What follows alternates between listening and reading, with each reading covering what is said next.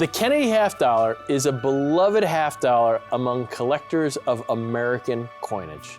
Between its monumental design, long-lasting mintage, and immense history, there's so much to know about this half dollar. A large part of the reason that the Kennedy half dollar's rarity was recognized by the numismatic community was because of our very own Rick Tamaska and his life research on this series. Decades ago, before collectors recognized the true rarity of this series, Rick Tamaska recognized its value, and he dedicated his life to the series. Now Rick is seen as an authority on Kennedy halves and Franklin halves, even collaborating with NGC to make the Tamaska Signature Series labels. The coins in these exclusive Tamaska Signature Series holders have all been personally inspected by Rick to ensure they are of the highest quality eye appeal for their particular date and grade.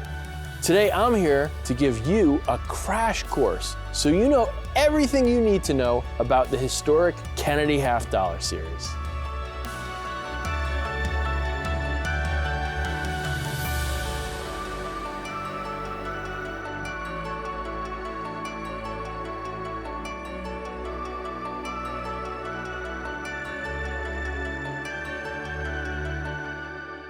The Kennedy half dollar was designed by Gilroy Roberts and Frank Gasparo. The coin was first minted in 1964 and continues to be struck today. After the tragic assassination of President John F. Kennedy, U.S. Mint Director Eva Adams initiated plans to commemorate America's 35th president. Initially, Kennedy was to be placed on the quarter, but out of respect for George Washington, Congress proposed replacing Benjamin Franklin. Approval from Congress is needed for any coin design change within 25 years of the initial release. After only 16 years of mintage, Congress voted unanimously to replace the Franklin half dollar with the Kennedy half dollar. John F. Kennedy's widow, Jacqueline, supported using his likeness on the half dollar. President Lyndon B. Johnson endorsed the idea less than a month after Kennedy's death, and the coin was to be struck in January of 1964. The idea for the Kennedy half dollar crystallized quickly and was supported on all sides. The Kennedy half dollar was conceived and designed very urgently, and then struck faster than any other coin design in the history of the U.S. Mint. Due to how soon the Mint wanted to strike these new Kennedy half dollars, the designs for the obverse and reverse actually come from the John F. Kennedy Presidential Inaugural Medal. So for this medal, Gilroy Roberts and Frank Gasparo collaborated, with Roberts taking on the obverse and Gasparo designing the reverse. The obverse displays a left profile view of President Kennedy, showcasing his youth and vitality. This nearly matches the obverse of the presidential medal.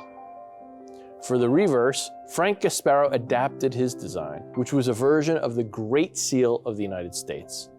A heraldic eagle holds an olive branch of peace and a grouping of arrows in its talons. These immensely talented engravers worked together to create one of the most steadfast designs in American numismatic history. For the first year of issue only, the Kennedy half dollar was struck from 90% silver.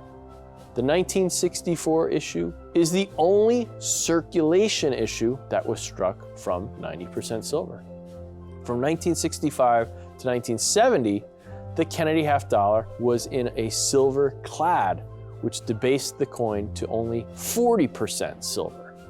Beginning in 1971, silver was removed entirely from half dollars, as it had been removed from circulating dimes and quarters back in 1965. During the course of the Kennedy half dollar's production, it was struck at several different mints: the Philadelphia Mint, the Denver Mint, the San Francisco Mint, and even the West Point Mint. The Philadelphia Mint, founded in 1792, is the mother mint of our country. That's the headquarters, it's the oldest one. But that was the second mint to produce a Kennedy half dollar. These coins depict no mint mark. The Denver Mint holds the distinction of being the first to strike circulation issues for that Kennedy half dollar, starting in January of 1964. The mint mark is visible on the obverse beneath John F. Kennedy's neck. The San Francisco Mint began striking the proof issues in 1968 and continues to do so to this day. San Francisco Mint coins have an S mint mark on the obverse beneath Kennedy's bust. And finally, the West Point Mint struck Kennedy half dollars in 1 year only, 2014. To commemorate the 50th anniversary of this momentous coin, there was a silver 2014 W reverse proof and a 2014 W gold Kennedy half dollar that were struck at the West Point Mint. The one true variety of the Kennedy half dollar comes from the proof strike of the first year issue of that coin. This is known as the heavily accented hair variety. This design used a slightly different pattern for the detail of Kennedy's hair. Jackie Kennedy asked for this part of the design to be changed for a more natural look. An estimated 2.5% of the total mintage of Philadelphia struck first year proof Kennedys are from this variety, meaning that about 100,000 are believed to have been minted. From 1965 to 1967, no proof issues were struck. Instead, the mint produced special mint sets, which have similarities to both kind of circulation and proof issues. Similar to proof examples, special mint set coins were struck using polished dies. Unlike proof examples, these coins were not struck multiple times or individually handled, making high-grade examples difficult to acquire. While silver was removed from the half dollar in 1971, the San Francisco Mint began striking special silver proof issues in addition to the clad proof issues in 1992. Beginning in 2019, the Mint began striking proof examples in 999 pure silver, as opposed to the 90% composition that had been used before. This means that the 2019 S Silver Proof Kennedy is the first to be struck from pure silver. There are so many ways to collect Kennedy half dollars. Some collectors focus only on the proof issues. Others still only want the silver or the silver clad issues from those early years. Some collectors want a complete set, which is quite a challenge because Kennedys are being struck every year to this day. In American numismatics, the historic Kennedy half dollar is the longest running half dollar coin series. Between its history and its artistry, there's no question why collectors around the world have fallen in love with this series.